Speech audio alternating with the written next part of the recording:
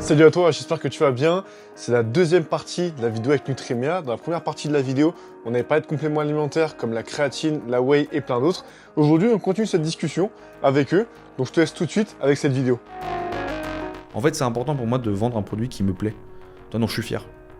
Alors, le matin, je me lève, je vois qu'on en a vendu beaucoup, c'est un produit qui me plaît, je suis content d'en parler. Tu vois, les coachés de Nico, quand ils me posent une question, il y en a un qui m'a posé une question justement sur tout ce qui était... Parce que c'est vrai qu'on n'a pas assez mis en avant, c'est un truc qu'on vient de faire sur le site, tout ce qui était traçabilité, méthode de filtration, d'extraction, etc. Le fait que ce soit ultra filtré, micro-filtré, à froid et autres, c'est un truc qu'on n'avait pas fait. Et donc j'ai un mec qui m'a posé une question un peu détaillée en me disant j'aimerais bien savoir ça avant de l'acheter. Et ben mec, genre pendant 2 jours, en vrai, j'ai juste kiffé discuter avec lui. Genre justement expliquer pourquoi j'avais choisi ce produit, d'où ça venait, quel type de composants, pourquoi on avait choisi ça, comparer, etc. aux autres. Et j'ai adoré faire ça. Donc c'était important voilà, de dire ok, les produits vont un peu monter, je suis désolé, c'est comme ça, moi je peux pas faire contre, le marché. Mais par contre, je garde un produit de super qualité. Ça, c'est un truc que je veux dire aussi qui est important, et je regarde la caméra, c'est que tout à l'heure, du coup, on a pris un café, tous ensemble, aussi avec Luc, et à un moment, justement, tu parlais de ça, en fait, que tu voulais pas faire de la merde en termes de produits.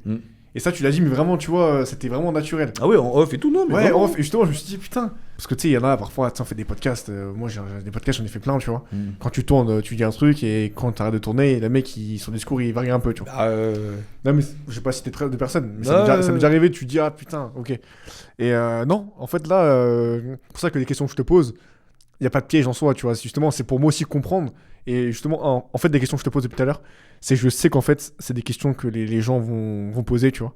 Donc, c'est super intéressant en tout cas de voir tout ça, tu vois. Je te disais, je suis tellement convaincu par l'efficacité des produits qu'on vend que je les conseille vraiment à des potes en disant les gars, vous pouvez y aller les yeux fermés, même les premiers, je te le file, teste, tu me dis ce que t'en penses. Tu vois, par exemple, il y a des produits, avant qu'on les lance, il y a des échantillons que genre vraiment, je teste et je fais tester à d'autres personnes, notamment surtout sur les produits sport, parce que c'est vraiment la partie dont je m'occupe à 100%, c'est de dire voilà, teste, tu me dis ce que t'en penses. Parce que mon avis peut être juste mon avis, il peut ne pas être représentatif. Je peux pas faire tester à 15 000 personnes, évidemment. Mais essayer d'avoir un petit groupe de personnes qui vont toujours être les mêmes pour tester les produits. Il y a des gens au sein des équipes qui testent, toujours, évidemment. Et moi, j'ai un groupe de potes aussi à qui je fais tester en me disant, voilà, comme c'est eux, ils testent tout le temps, tout, ils vont avoir un avis un peu plus construit que quelqu'un qui goûte pour la première fois. Et même pire, c'est ma maman, tu vois, qui a eu un petit souci de santé sur un truc. Qui a dû prendre des médocs comme on disait tout à l'heure, et ben vraiment je lui ai même dit genre par message, je lui ai dit écoute, genre vraiment dès que tu as fini ta prise de médicaments, tu me dis et en fonction des besoins, on construit un plan ensemble avec des produits ici pour chaque genre thématique, et je suis sûr que ça produira des effets de fou. Et je l'ai même engueulé parce que son médecin lui a conseillé un produit genre qui vient de je ne sais où, qu'elle a acheté parce que le médecin lui a dit bon bah vous prenez tel truc, genre tel collagène ou tel machin, et je lui ai même dit putain mais non, c'est mort, fais pas ça. On vend 10 fois mieux. Genre, regarde la composition, tu comprends rien, moi c'est pas grave, je comprends. Je te jure, c'est mieux. Donc, achète pas cette merde, prends ici. Je te jure, ça marche 10 fois mieux. Ouais, mais mon médecin, je m'en fous. M'en fous ton médecin, prends ici. Et justement, quand tu parles de compléments alimentaires comme ça, est-ce que ça t'est déjà arrivé d'avoir des compléments alimentaires que tu voulais sortir et que pour diverses raisons, t'as finalement pas sorti ? Que je voulais sortir, c'est-à-dire qu'on voulait... Que tu voulais, j'en sais rien, demain... Genre faire ou un produit qui existe déjà qu'on a voulu enlever. En fait, non, un produit que t'étais en train de faire. Ouais. Et en fait, t'as fait des tests. T'as fait tester à des gens. Ouais. Tu t'es dit, ok, bah peut-être qu'il n'y a pas assez d'effets, on sort pas, quoi. Ouais, il y en a eu. Il y en a eu un, c'est la protéine végane. Ok. Parce que en vrai, gros débat, ça aussi, je trouve ça dégueulasse. Bah, mais vraiment dégueulasse. Le goût, il est pas bon, ouais. Les compos avec lesquels on arrive à sortir avec les arômes, bah, je suis désolé, moi ça me convient pas.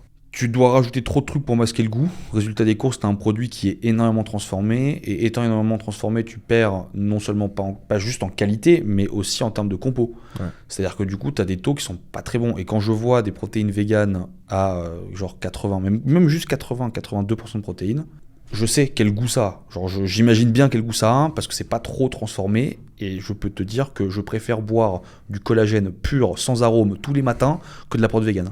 C'est dégueulasse. Donc je sais qu'il y a beaucoup de gens qui sont végétariens ou véganes qui voudraient qu'on fasse ça. D'ailleurs, il y a un salon auquel on va probablement aller. Enfin, les 2 filles qui sont en charge de la R&D, elles vont y aller. Moi, je sais pas encore si je vais essayer. C'est en mai. C'est un salon où justement, tu vois, c'est des fournisseurs de matières qui viennent présenter des nouveaux produits, etc. J'aimerais tellement qu'un fournisseur vienne avec une prod vegan, mais propre. Un truc pas dégueu. C'est impossible. Tu vois, avec un truc qui est pas très odorant et qui est bien, avec une bonne compo. Genre, c'est pas compliqué. C'est une bonne compo avec un goût correct, quoi. Je sais même pas si c'est possible de faire une protéine vegan. Je sais pas, mais là, c'est J'en ai essayé ces trucs de chanvre, ça a un goût de terre. Tu vois ça vraiment, tu manges de la terre, je te jure. Je sais pas si t'es la marque, mais j'avais essayé. Parce que tu sais, à un moment, j'avais vu le film sur Netflix, Game Changer, ou je sais plus ce que c'était, pas Game Changer, j'ai plus le nom. Et en fait, il disait, ouais, sois vegan, en gros, pour la faire courte. Ok. Je me dis, putain, je vais essayer. Du coup, je bois ça, je me dis, putain, je prends de la terre. Et vraiment, tu prends de la terre. C'est atroce. Les meilleurs, à la limite, elles sentent l'herbe. Ouais, mais. Voilà. Tu bois du gazon, quoi. Et justement, tu vois, pour revenir sur ce sujet-là, forcément, on sait que les consommateurs, et nous les premiers, hein, on va pas prendre, en tout cas sur du long terme, un produit qu'on estime pas bon. Ouais. Donc, comment t'arrives, enfin bon en termes de goût, donc comment t'arrives toi à essayer d'avoir une compo qui est clean en faisant un complément qui est bon? Étonnamment, souvent, les arômes naturels sont vraiment meilleurs que les arômes transformés. Ok, bah Alors, tant mieux. Ça dépend pourquoi. Si tu veux un arôme genre barbe à papa, bon, ça va être compliqué de le faire avec un arôme naturel. Mais sur des trucs comme la vanille et le chocolat, nous, vraiment, on s'est rendu compte, et j'ai testé des arômes pas naturels, vraiment transformés, chimiques, qui devaient reproduire le goût du chocolat, et des arômes naturels. Et très souvent, pas tout le temps, mais très souvent, il y a des arômes naturels qui sont vraiment meilleurs. Et donc, t'as pas besoin de doser autant. Résultat des courses, tu mets un arôme naturel, un peu plus cher, mais tu mets un arôme de bonne qualité, naturel, et ton produit en plus il est meilleur. Donc c'est un peu comme en restauration, faire du fait maison, pas très compliqué, faire du frais, ça demande plus de gestion, plus souvent des achats, ça demande plus de temps, parce que comme rien n'est transformé, il faut que tu le transformes toi-même, entre guillemets, mais c'est moins cher. Là, la question c'est pas que ce soit moins cher, la question c'est que c'est meilleur. Donc tu vois, il y a souvent un avantage en plus à faire les choses bien. Après, donc ça c'est le premier step, c'est du coup souvent arôme naturel. Et ensuite, je préfère prendre le temps de sortir un produit très bon. Mais tu vois, par exemple, la Way, on a testé beaucoup de produits. Mais vraiment, quand je te dis beaucoup, c'est moi, c'était même m'en dégoûter des fois. C'est-à-dire que tu testes échantillon sur échantillon. Et en plus, tu essayes de regrouper parce que si tu testes un échantillon il y a 2 semaines et un échantillon maintenant, tu n'as plus vraiment la même idée de ce que tu te fais du produit. C'est pas très français, mais moi je me suis compris. En gros, tu te fais pas, t'as pas la même, exactement le même ressenti par rapport au produit. Donc, tu essayes de mettre tout au même moment, ou en tout cas le plus resserré possible. Et quand tu goûtes 20-30 produits d'affilée, sachant qu'il y en a qui sont vraiment dégueulasses, et à un moment, tu as envie de dégueuler. Vraiment. Ça, c'est arrivé surtout avec la Clear, qui va arriver, où il y a eu beaucoup d'arômes, parce qu'on hésitait sur pas mal d'arômes différents. Il y a eu des tests, c'était dégueulasse. Mais quand j'essaie de la Clearway parfois de chez des marques, même qui sont sorties. Hein. Mais t'as des trucs, parfois, c'était pas ouf. Et quand je dis dégueulasse, il y a un produit, genre vraiment, j'ai quasi vomi. Ah ouais. C'est-à-dire qu'en sentant, je me suis dit. En fait, ça peut vite être acide aussi par rapport à l'arôme que tu mets. Non, mais vraiment, tu sens, tu fais. Non, je cette histoire. Là, ça moi, je suis passé. Et là, t'as le Roland, tu dis. Oh, ok, je vais poubelle, allez. Donc voilà, on a testé beaucoup. Je préfère tester beaucoup, prendre 6 mois à sortir le produit, plutôt que me dire, ok, je le sors super vite, je prends n'importe quelle matière, enfin, je travaille que le prix à fond, je prends n'importe quelle matière, ça passe, ouais, allez, pas trop de grumeaux, on y va. Et résultat des courses, alors en fait, c'est un produit qui est facile à vendre, produit pas cher. Par contre, tu fidélises pas les gens.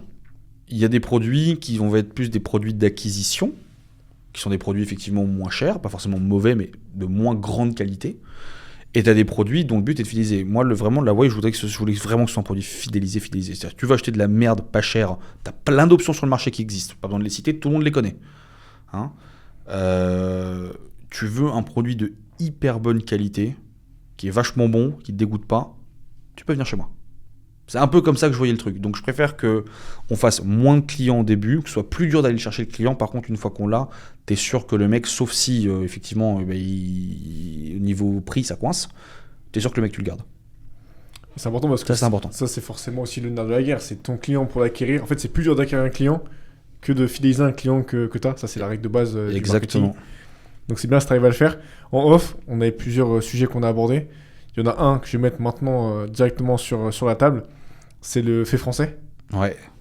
C'est un sujet, on en parle de plus en plus, Made in France, Made in France, Made in France.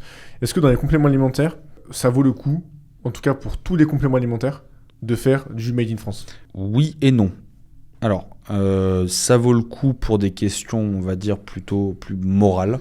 C'est-à-dire, tu as envie de faire bosser des gens qui bossent en France, tu as envie de faire profiter ton pays. Ce qui se comprend. Voilà. Donc ça, c'est, on va dire, l'argument principal. Après, ça n'est pas qu'un argument de qualité. C'est-à-dire qu'il y a des laboratoires français qui font n'importe quoi. Non, mais ça en fait, comme dans tous les pays d'ailleurs. Mais... Exactement, comme partout. Il y a des usines françaises qui font n'importe quoi, comme il y a des usines allemandes qui font n'importe quoi, comme il y a des usines allemandes qui font très bien le boulot, mieux que des usines françaises. Et inversement, il y a des usines françaises qui font bien mieux que le travail que des usines allemandes. Donc, c'est important pour ce côté justement, ok, c'est fait chez moi, enfin je sais où c'est fait, sur les laboratoires qui sont sérieux, on sait qu'en France en plus on est vachement dur là-dessus, on est vachement cadré, donc quand le laboratoire est sérieux, c'est de la top cam, fine. Par contre, faut aussi accepter de payer plus cher. C'est-à-dire que souvent la production en France coûte plus cher que la production ailleurs. Ce qui explique le prix de certaines boîtes, par exemple américaines, qui ont des coûts de production vraiment pas chers comparé à nous. Ensuite, donc c'est pas forcément gage de qualité, parce qu'encore une fois, voilà, t'as des usines en France qui font n'importe quoi, et donc c'est pas parce que le produit est fabriqué en France que le produit est bon. C'est deux choses différentes. Le plus important, c'est que le produit soit bon. Ensuite, si le produit est bon et qu'il est fabriqué en France dans une usine de bonne qualité, là c'est top. Là, t'as un combo magnifique. Mais tu peux aussi avoir un produit qui est pas fait en France parce que on n'a pas la compétence pour le faire. Ou parce que les seules usines qui le font sont des usines de merde, en qui t'as pas confiance, donc tu te dis, bah ok, je préfère produire en Italie, dans une bonne usine en Italie, plutôt que faire ça avec une usine moyenne en France. Il vaut mieux ça que avoir une matière pas ouf, fait dans une usine française pas ouf, et vendre le produit. Voilà. Moi, c'est mon avis. Après, là, vraiment, tout ce qu'on peut faire en France, on le fait en France. Évidemment, par contre, quand c'est pas faisable parce que les conditions sont pas réunies, c'est même pas que ce soit hors de prix, c'est surtout vraiment genre le côté usine. Des fois, t'as des produits, t'as que quelques usines qui les font. Parce que ce sont les seuls à l'avoir référencé dans leur catalogue. Ces usines-là, bah, tu te dis, bah ouais, moi j'ai pas confiance. Donc je préfère pas y aller. Tu vois, les mecs refusent les tests, refusent les analyses. Tu te dis, ouais, c'est bizarre, ça peu coince. Ouais, voilà. Donc voilà un petit peu l'idée. Le Made in France, c'est important, mais c'est plus moral que gage de qualité. Ce n'est pas que gage de qualité. Voilà, c'est surtout moral. Et en plus, tu as des compléments, comme la créatine par exemple. Tu as le label qui est Créapure, tu as tout qui est en Allemagne. Pourquoi tirer en France pour de la créatine? Enfin, tu vois. Je pense aussi à la maca, tout ça. Je vois déjà des fois des gens dire donc tu peux dire fabriquer en France, si tu fais venir la matière, tu fais usiner en France, tu la mets dans le pot, ok, surtout quand tu rajoutes de l'arôme, pourquoi pas. Mais des fois, je vois matière française avec le label Créapure, et ça me tue de rire. Mais c'est même pas légal de mettre ça. Hein? C'est pas légal. C'est même pas légal, mais ça me fait marrer, tu vois, parce que je me dis, ok, donc les mecs en ont rien à foutre, quoi. C'est vraiment, on vous ment, mais ouvertement. Rien à battre, allez, let's go. Aucune pitié. Aucune pitié. Donc voilà, c'est souvent comme ça. C'est un très bon sujet, et je finis du coup avec le suivant, c'est tout ce qui est label. Parce qu'on parlait de Créapure, etc. Il y a pas mal de labels qui existent. T'as Carnipure pour la carnitine, t'as Epax pour les oméga 3. T'en as un autre pour les oméga 3 qu'on va citer. C'est mon produit préféré, je vois même pas. D'ailleurs, tu le cherches? Ouais, je fais chier. Il est pas en face là? Hein? Juste en face de toi? À côté du produit noir? Non, ça c'est du magnésium. Oméga 3? Ouais, mais ça c'est un autre. Ah ok, oui, tu veux le combo avec Krill. Ça c'était celui avant, parce que maintenant on a fait plusieurs formulations. Huile de foie de morue, oméga 3 premium, donc ce que tu as cité, oméga 3 avec huile de krill. Ça, Rolls-Royce des oméga 3. Ça, faut t'en parler, ça c'est incroyable. Il y a personne qui le fait. Rolls-Royce des oméga 3, l'huile de krill, c'est un des composants hyper intéressants testés récemment sur justement plein de choses, mais notamment traitement de l'arthrose, plein de sujets. Vraiment produit hyper luxe. Attention à ce que le krill soit bien du krill de l'Antarctique. C'est-à-dire que la qualité de krill de l'Antarctique est supérieure à celle d'autres endroits. Là, j'ai appris un truc, tu vois. Voilà. Ça, c'est con, mais c'est d'ailleurs pour ça qu'on dit krill de l'Antarctique et qu'on met pas juste huile de krill. Ok. Et ensuite, les oméga 3. Donc, tu as plusieurs choses sur les oméga 3. Tu as le dosage. En général, pour tout ce qui est cérébral, c'est 250 mg de PA, si je dis pas de bêtises. Et pour tout ce qui est cardiaque, c'est 250 mg de PA et de DHA ensemble. C'est-à-dire, c'est pas 250 de chaque. Donc, en fait, quand tu achètes un produit avec 400 mg de DHA, 400 mg de PA, je vais pas te mentir, tu pisses dans un violon. T'achètes 3 fois la dose qu'il te faut, t'achètes 800% des VNR, on s'en fout complet. Ce qu'il faut, c'est que en gros, EPA plus DHA, t'arrives à 250. C'est plus important. Ça paraît moi non plus, j'ai pas forcément cette info. En fait, qu'on soit à 110, à 100% des VNR, même à 90% ou à 3000%, c'est à peu près pareil. À la fin de la fin, le plus important, c'est d'être proche de 100%. Tu dépasses un petit peu, t'es un tout petit peu en dessous. Ça sert à rien d'aller faire x8. Il y a des compléments sur lesquels ça peut être intéressant parce que des études qui sont pas françaises vont te dire nous on a observé qu'avec x2 sur ce qu'on conseillait d'habitude ça marche très bien. Pourquoi pas? Mais il y a des études, le reste, personne teste 8 fois les dosages recommandés. En plus c'est même plus dangereux de le faire quoi. C'est ça, c'est complètement con. Donc voilà, après Hypax, parce que c'est un label que les gens connaissent, qui revient souvent. En gros, ce qu'on disait tout à l'heure, c'est un label, c'est gage de qualité, mais pas que.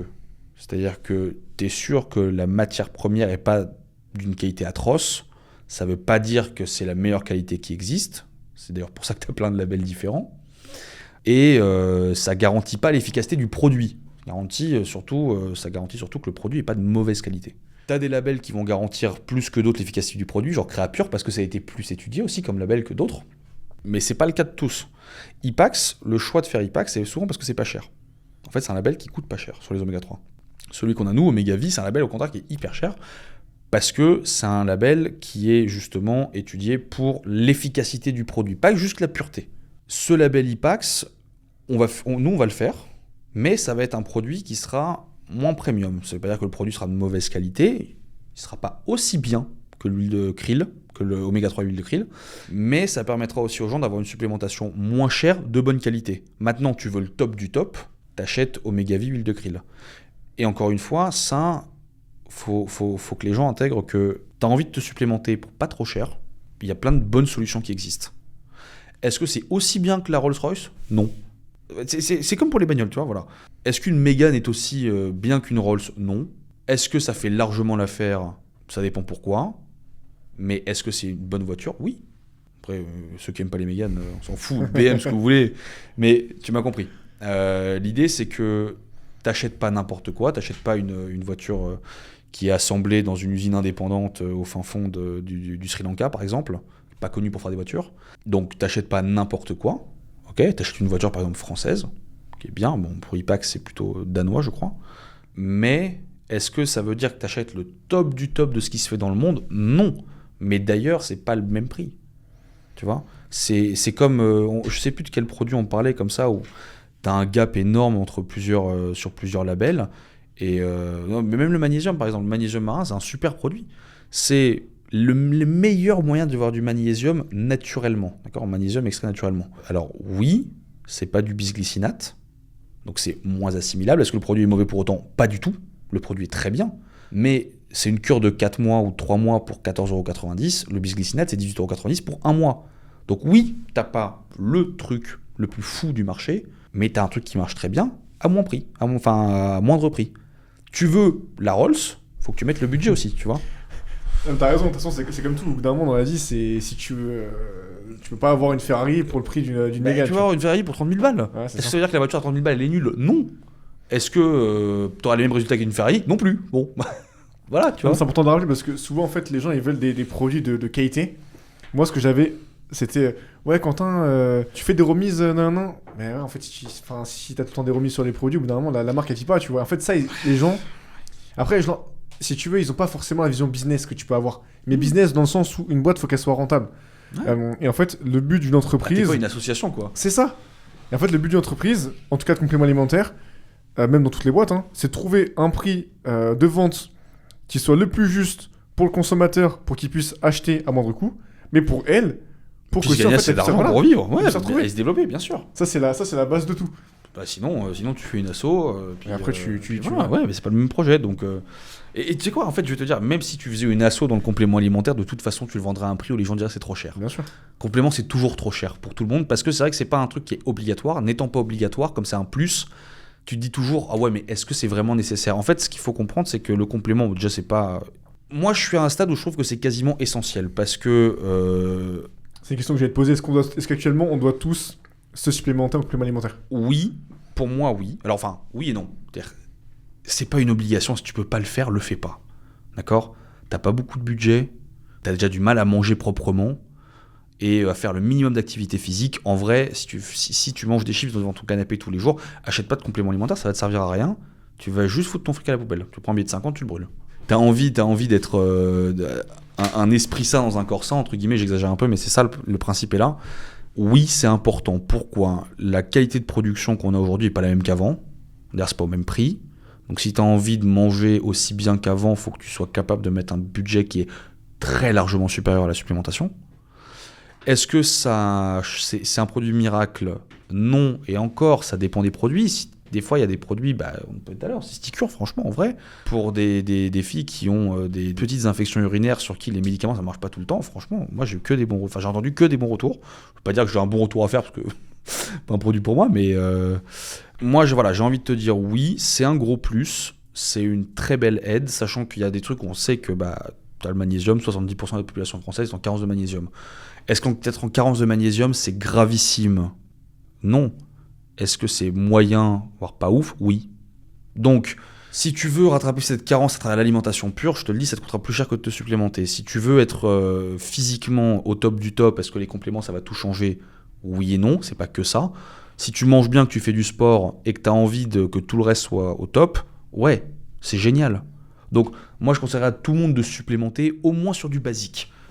Tu vois, voilà, c'est-à-dire que je conseillerais à tout le monde, au moins, à la limite, 70% des Français, de prendre du magnésium sur le long terme. C'est important. Est-ce que je conseillerais à tout le monde de prendre 8 compléments tous les mois ? Non, ça dépend de chacun. Moi, je trouve que le top du top, si tu as un peu de budget à mettre là-dedans, le top du top, vraiment, c'est 3-4 compléments en constant, en quasi constant. Donc, par exemple, magnésium, collagène, zinc, fer, pourquoi pas.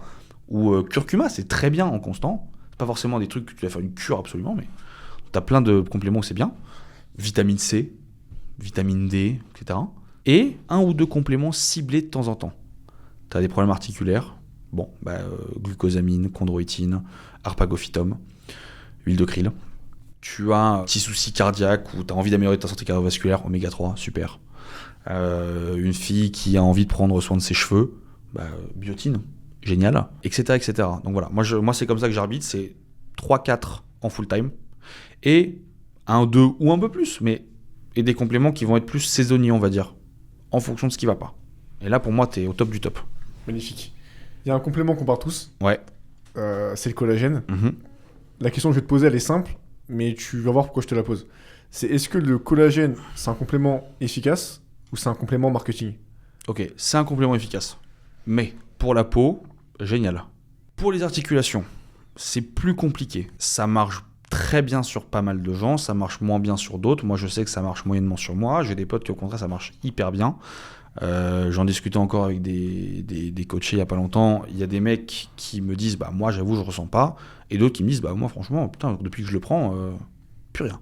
Donc, ça dépend de chacun. Les études cliniques indépendantes tendent à démontrer qu'il y a un effet, mais qui n'est pas suffisamment important pour dire c'est magique. Donc, pour moi, c'est un complément qui, au niveau articulaire, marche très bien.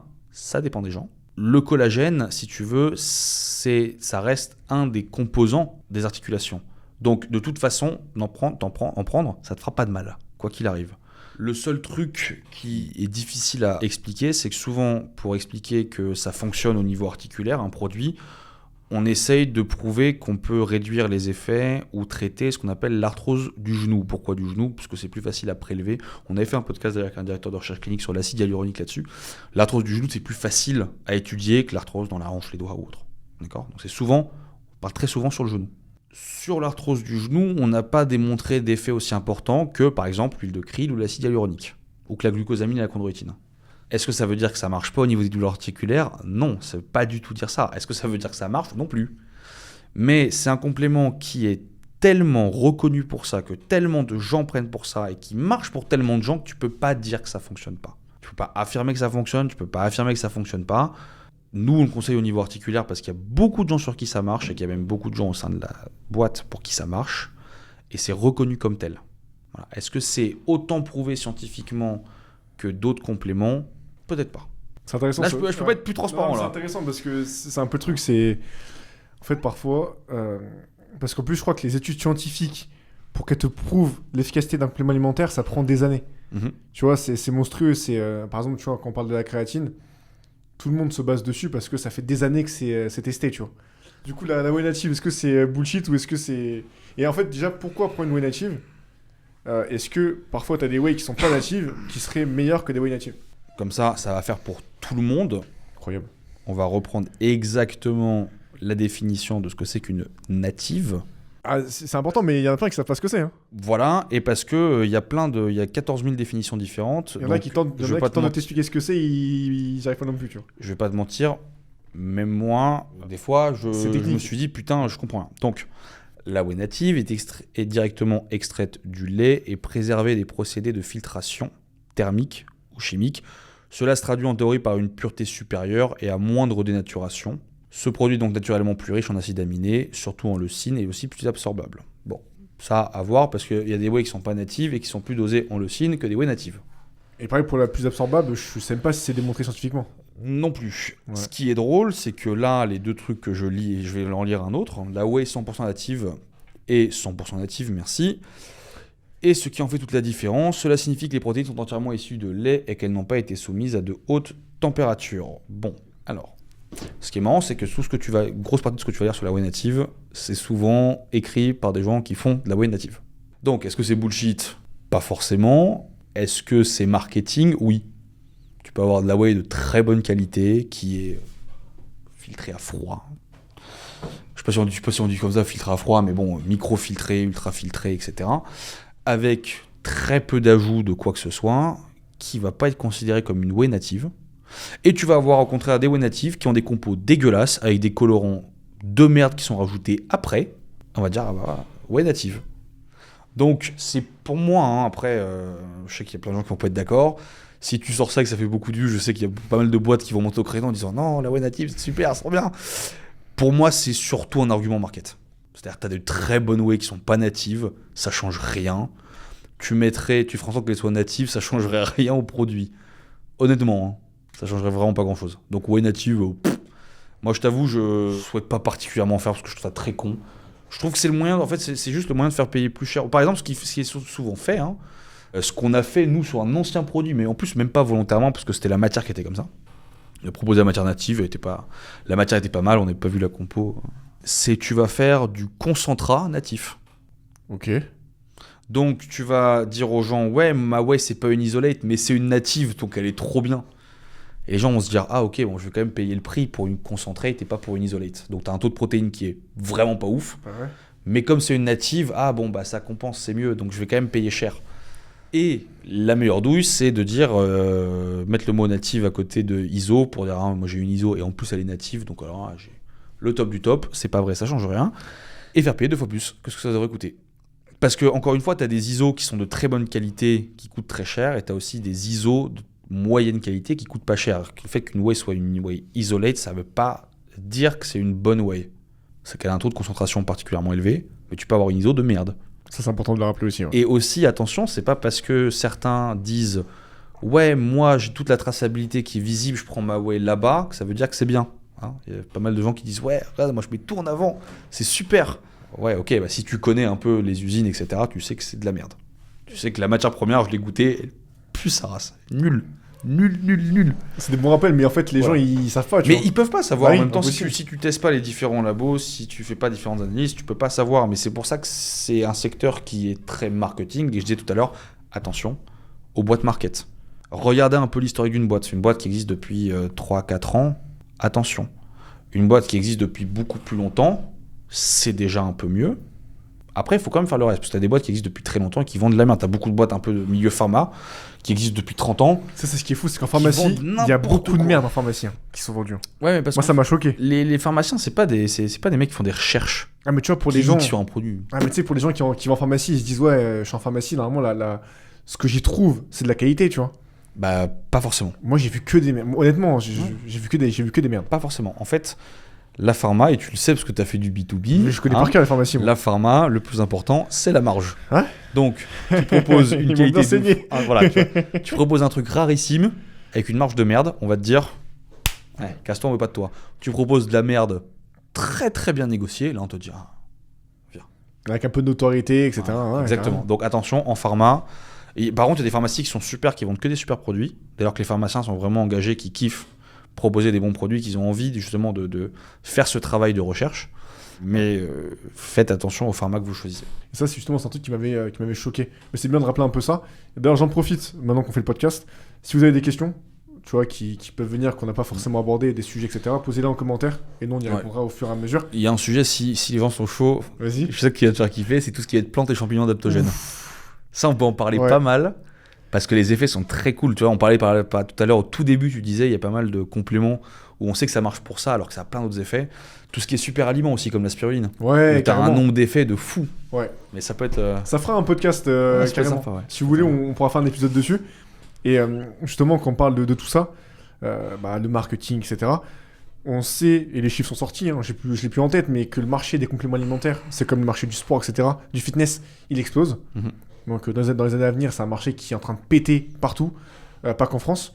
Donc forcément, tu as des concurrents qui rentrent au fur et à mesure, parce que je pensais qu'en fait, la barrière à l'entrée était plus grosse que ça. Finalement, non. Quand on a discuté, tu vois, t'as pas de barrière à l'entrée. Alors, les seuls trucs, c'est d'avoir tout ce qui est autorisation. Ça, c'est chiant.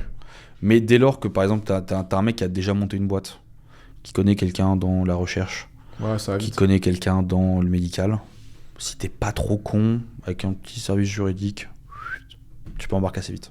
Ouais, ça passe. Et justement, toi, par rapport à ça, est-ce que les futurs nouveaux entrants, tu les vois comme une opportunité ou comme une menace? Ça dépend lesquels. Les boîtes qui sont 100% market, je les vois comme une menace parce que ça désinforme les gens, ils vendent de la merde, ils déçoivent les gens, et en décevant les gens, ils font du mal à tout le marché, tout le monde. Ceux qui font bien et ceux qui font mal. Quand tu déçois quelqu'un et des compléments de merde alors que c'était considéré comme une super boîte, le mec il a plus envie de commander de compléments, et surtout il a plus confiance. Donc ça, je le vois comme un problème, mais pour le marché au global. Je le vois aussi comme un problème parce que c'est des mecs du coup qui arrivent avec des produits de merde à des prix vraiment très très faibles parce qu'ils vendent des tables, quoi, et ce truc qui sert à rien. Donc du coup, y a plein de clients qui partent de chez toi, qui vont aller chez eux en se disant leurs arguments ils ont l'air bien. Oui, ils ont l'air bien. Pas bien. Après, moi je suis quand même partisan du fait que plus il y a de concurrence sur un marché, plus le marché est important, plus tu as aussi l'opportunité de te démarquer, de dire ok, c'est quoi maintenant pour moi le moyen d'aller choper ce que les gens vont chercher chez les autres? Qu'est-ce que je fais de pas suffisamment bien pour que quelqu'un aille chez quelqu'un d'autre? Ça peut être le prix, ça peut être la compo, ça peut être l'image, ça peut être plein de choses. T'as plein de choses. Et donc quand t'as quasiment tout fait, c'est super cool d'aller retravailler un petit point que t'as un peu délaissé, tu vois. Par exemple, l'image de marque. Nous, c'est un truc qu'on on n'a pas assez travaillé. On en parlait tout à l'heure. Je te montre les produits, tu me dis j'ai déjà vu. Je te dis Nutrimea, tu me dis je connais pas forcément. Et aller travailler l'image de marque pour que le mec qui pense quand il pense complément français de bonne qualité avec des bons produits à des prix corrects, c'est Nutrimea qui vient en tête. Ça, c'est un peu le prochain défi. C'est un peu le truc qu'on aimerait faire. Donc voilà, aller travailler ces petits points-là. Donc c'est pas forcément qu'une menace, qu'il y ait plein de nouveaux entrants. Faut faire attention parce que les compléments, ça peut être vite déceptif pour un client, surtout si on vend de la merde, et ça serait dommage que le marché en pâtisse à cause de quelques boîtes qui font n'importe quoi en se disant une opportunité business là. En plus, quand tu vois les journaux, etc., tous les reportages, c'est un peu comme les reportages en salle de musculation. Chaque fois, tu vois, ça désinforme les gens, ça sert pas, tu vois, les compléments alimentaires. Donc si en plus t'as des entrants qui font n'importe quoi. Je me souviens des vieilles vidéos des gamins qui allaient à la salle où t'avais un médecin qui disait attention, tu manges 3 œufs par jour, mais c'est gravissime. Putain, c'était des cinglés. La créatine, moi, je trouve ça fou qu'on puisse dire ça. Ouais. Et quoi, t'as 17 ans? Ah non, mais mets des poids de 1 kg, sinon tu vas ralentir ta croissance. Oh, tranquille. Et il y a un peu pareil sur les compléments, ouais, aujourd'hui. Moins qu'avant.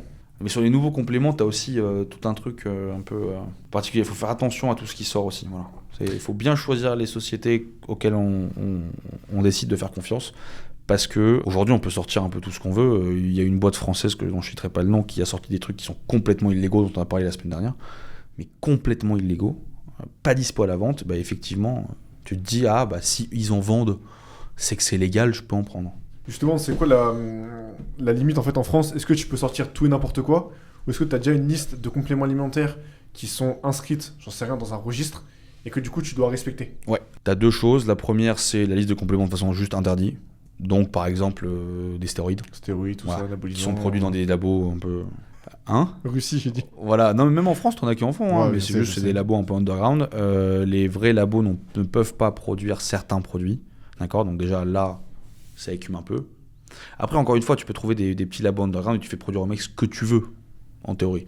Donc, un labo propre, tu as toute une liste de produits que tu ne peux pas faire. Par contre, ensuite, tu as aussi en France des réglementations maximum en termes de dosage. Donc, par exemple, tu as un produit où on va t'autoriser à le vendre à tant de dosage. Si tu le dépasses, et tu peux le dépasser, tu peux dire à ton fournisseur va dire je m'engage pas, c'est pas ma responsabilité, mais si tu veux. Et toi, tu vas lui dire, bah, c'est dosé à 400 maximum, moi je veux 600. Si tu te fais choper, ça peut te coûter très cher et qu'on te fasse enlever le produit, mais par contre, ça peut aussi te faire péter ta boîte. Par contre, souvent, ce qui est fait, c'est que les mecs qui font des compos qui sont pas forcément réglementaires, parfois ils passent entre les mailles du filet, bon, c'est comme ça, et quand ils passent entre les mailles du filet, souvent, en fait, ils vendent dans d'autres pays. Ou ils font produire dans un autre pays avec une filiale X, d'accord ? Par exemple, je vais en Allemagne, je peux faire produire à 800 mg si je veux, je fais à 800. Avec une filière allemande qui m'appartient, mais c'est basé en Allemagne, c'est au nom d'une autre personne, et je vends en France. C'est ce qui explique que, par exemple, il y a des fois des boîtes françaises comme nous qui allons avoir un dosage moins important que des boîtes allemandes parce qu'on respecte la réglementation, on ne peut pas aller plus loin, et la boîte allemande, italienne, espagnole, suisse, tout ce que tu veux, s'en fout complètement, vend en France, et tant qu'elle n'est pas topée, tant qu'elle n'est pas prise par exemple, la DGCCRF, bah, théoriquement, elle peut vendre. Donc, ils vendent. Et quand la DGCCRF dit stop, bah, ils arrêtent juste de vendre en France. Donc, quand un produit est surdosé, c'est pas forcément non plus bonne chose. Quand, par exemple, une boîte comme nous, on va faire un produit dosé à 2000 mg, s'il y a une boîte concurrente qui vend 6000, le produit n'est pas 3 fois plus efficace. Si le dosage maximal, c'était 6000, oui. Si le dosage maximal, c'est 2000, attention, le produit peut créer des problèmes. C'est les questions de dosage, voilà un peu comment ça s'organise. Donc, tu es quand même vachement régulé en France. Tu fais pas tout ce que tu veux. Bah, écoute, je pense qu'on a fini pour ces premières séries de questions. Et on reprendra pour dans la prochaine interview. Posez vos questions en commentaire. Et nous, on répondra. De toute façon, on a plein de sujets encore qu'on peut aborder. On a une multitude de sujets. Mais on s'arrête là pour aujourd'hui et on verra la prochaine fois. Merci à toi d'avoir regardé la vidéo jusqu'au bout. C'était la deuxième partie de la vidéo avec Nutrimea. Si tu as d'autres sujets qui t'intéressent, n'hésite pas à nous les dire en commentaire afin qu'on puisse retourner des podcasts avec eux. Et n'hésite pas bien sûr à t'abonner, à laisser un commentaire si ce n'est pas encore fait. Et quant à moi, je te dis à lundi dans la prochaine vidéo. Prends soin de toi. Ciao, ciao.